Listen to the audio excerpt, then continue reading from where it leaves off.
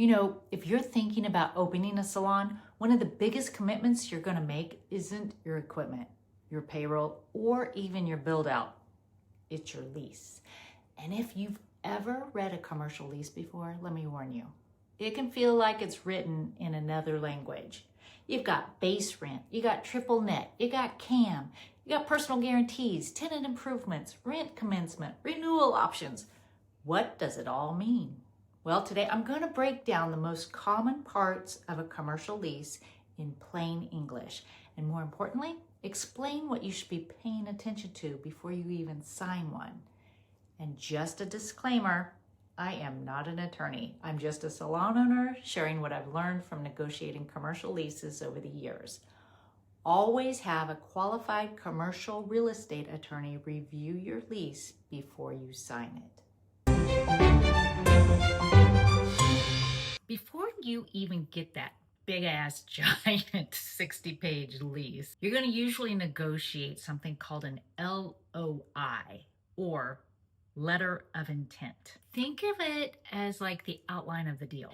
It basically has how much rent you're going to pay, how long the lease is going to be, your annual rent increases, tenant improvement money if you get any, free rent if you get any, your renewal options, your personal guarantees, when does your rent actually begin, and what you're allowed to use the space for. The letter of intent is where a lot of the negotiating happens before the lease even starts.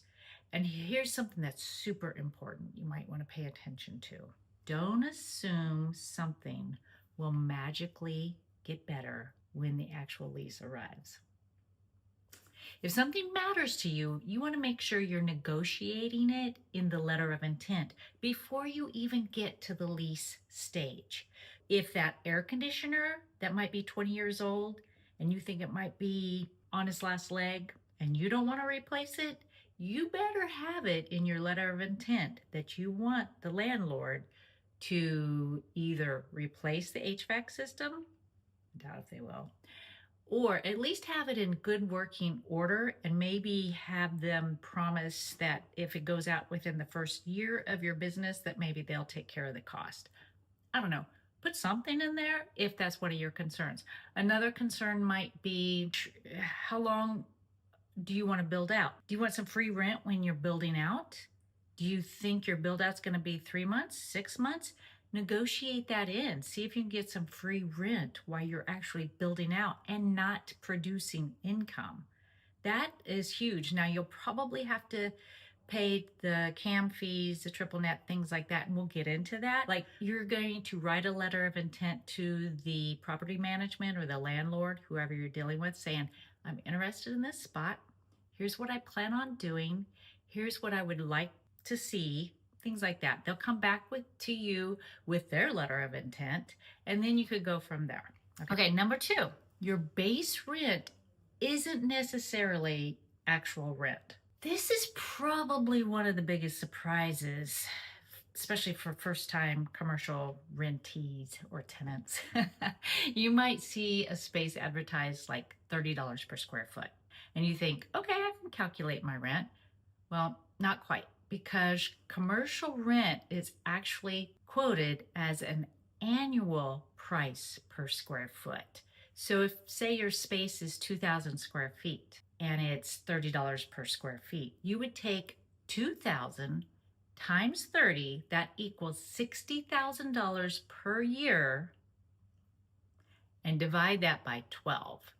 That's $5,000 per month. That's just your base rent, though. You might still have some additional expenses on top of that, which brings us to triple net. What does NNN, or triple net lease, mean? This actually means that you're going to be paying rent plus your share of 3 additional property expenses: property taxes, building insurance, and common area expenses. These common area expenses are often referred to as CAM, C-A-M, or common area maintenance. And these can include things like your parking lot maintenance, landscaping, exterior lighting, snow removal, trash, property management, maintenance of shared areas, all kinds of things, okay? So if your base rent is $5,000 a month, your actual occupancy cost might be $6,000 or $6,500 a month after your triple net expenses. That's why I never want someone asking, what's the rent? I want you asking, what's my total estimated monthly cost? Huge difference, okay? You also want to watch out for the annual rent increases. This is huge. I remember one of my salons, I guess I just didn't catch it. We had, well, I think we did our annual rent increases. We capped it at 3% every year, but we forgot to cap the triple net, and it went up probably every quarter. I tell you what, that first year in that space, I was losing my mind. I actually had this graph that just kept going up, up, up, up, up. Ugh, ugh. Anyway, your starting rent isn't necessarily what you're going to be paying 5 years from now. I've only had one lease in my 35 years of doing hair that my rent didn't increase.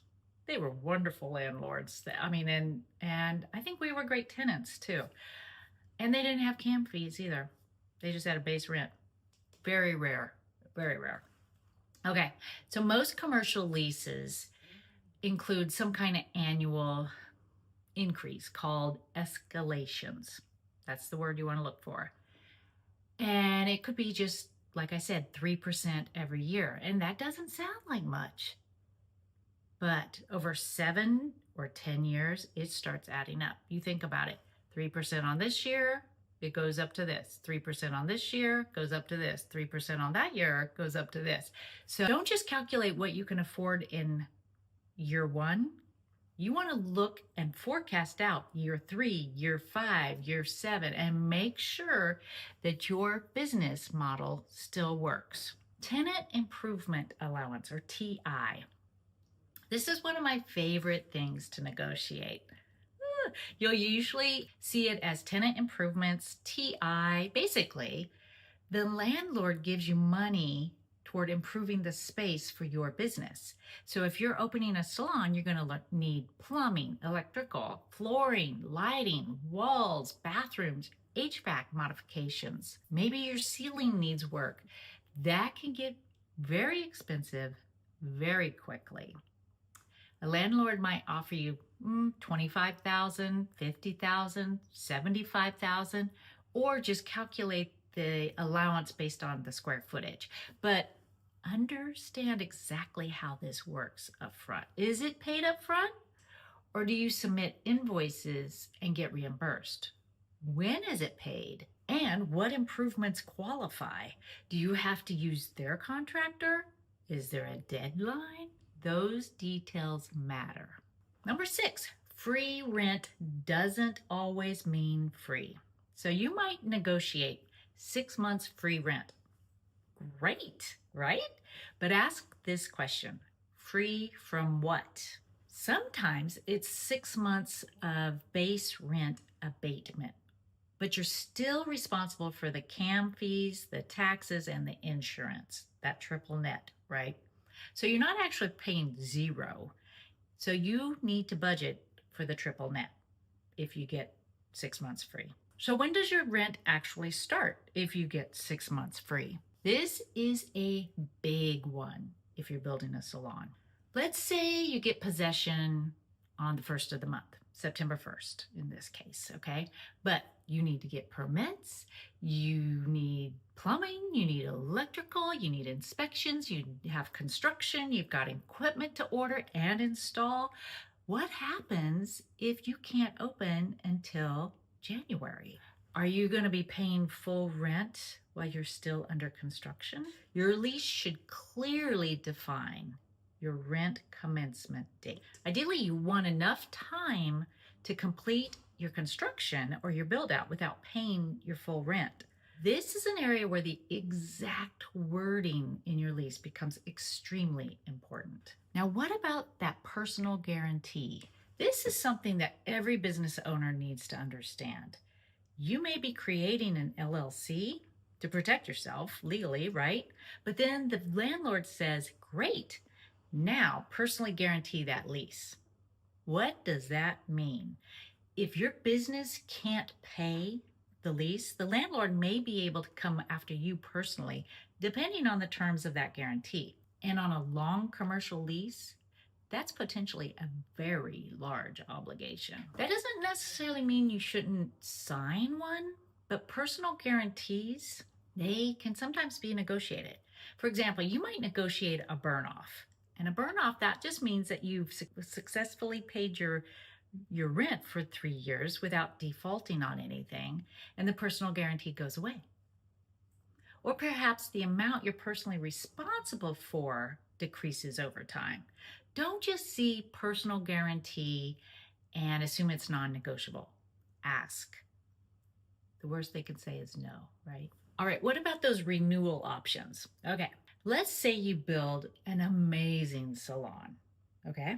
Wonderful, right? And you spend hundreds of thousands of dollars and you establish a clientele, and then 7 years later, the lease expires. Now what? That's why I like having renewal options. You want to negotiate these up front. You might have 1 5-year option or 2 5-year options. That gives you the right to potentially remain in the space under the terms established in your lease, okay? But look carefully at how that rent's going to be calculated during those renewal periods, okay? Now, who is responsible for what? This section can get expensive. Who fixes the HVAC if it dies? Have you thought about that? Who repairs the plumbing? Who's responsible for the roof? How about the electrical, the windows, the doors, the structural problems? Don't assume it's their building, so they'll fix it. That'll catch you. Commercial leases don't actually work that way. The lease may make the tenant responsible for things that you don't normally expect to be responsible for. And replacing a commercial HVAC can be very expensive. Trust me, I know. So, what are you actually allowed to do in the space? This is called permitted use. If you're opening a salon, don't make this too narrow if you can avoid it, okay?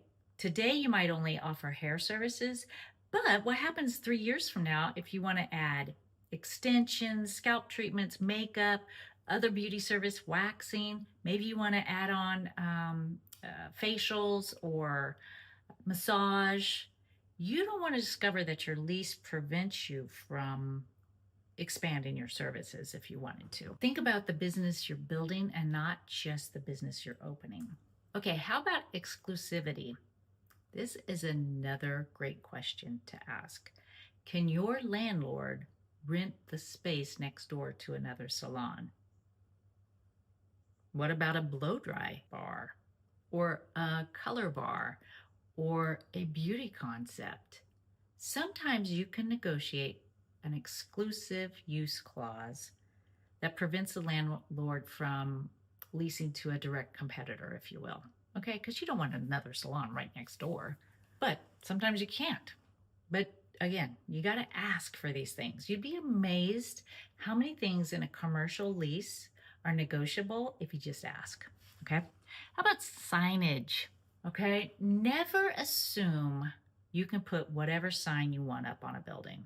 Find out, where can your sign go? How large can it be?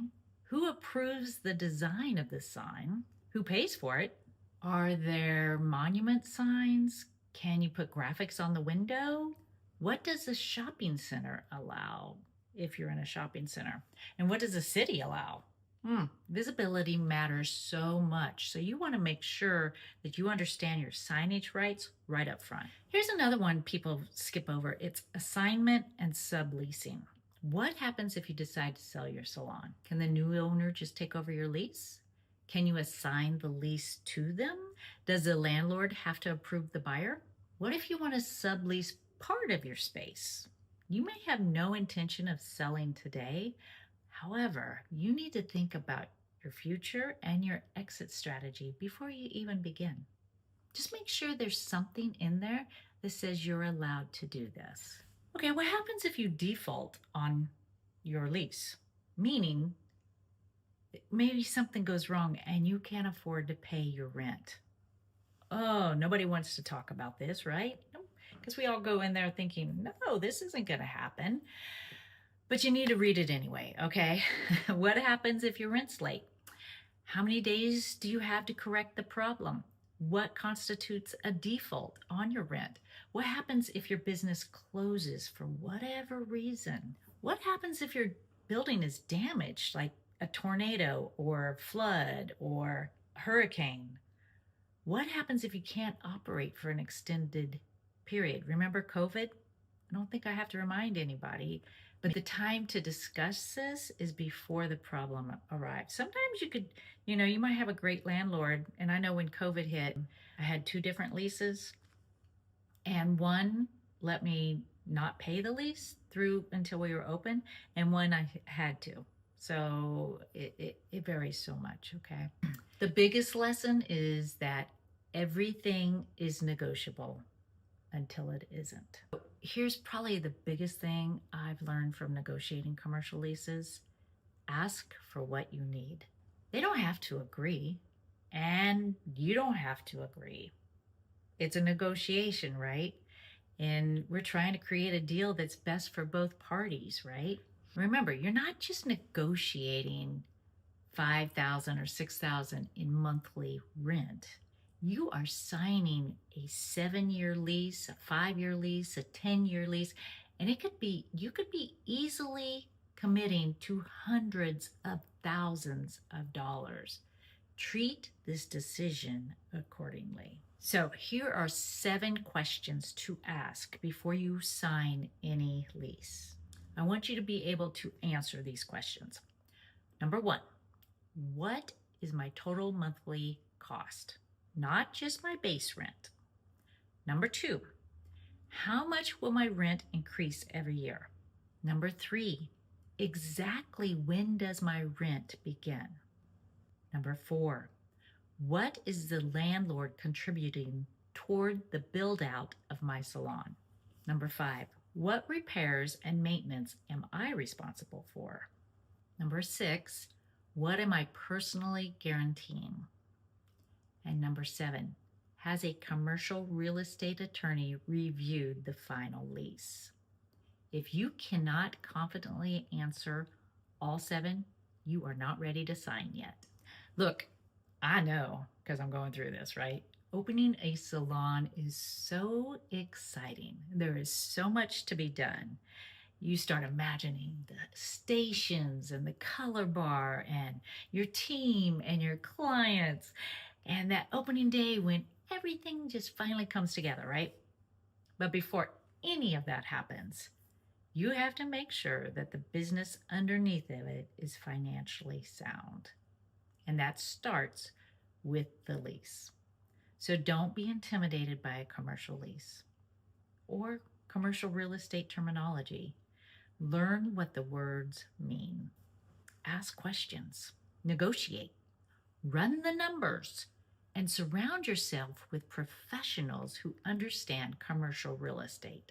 Because the goal isn't just to open a beautiful salon. The goal is to build a salon that is profitable enough to stay open for a very long time. And remember this, when you know better, you do better. And if you're following along as we build our salon, Panache & Company, make sure you subscribe to this channel because I'm documenting the whole process, including all the decisions that have to be made. And as I'm doing this right now, we are just waiting for our letter of intent to come back so we can go into the final stages of that lease that I'm talking about. So make sure to subscribe, make sure to like this, and I hope that you learn things along the way, just like I'm doing. Thanks for being here.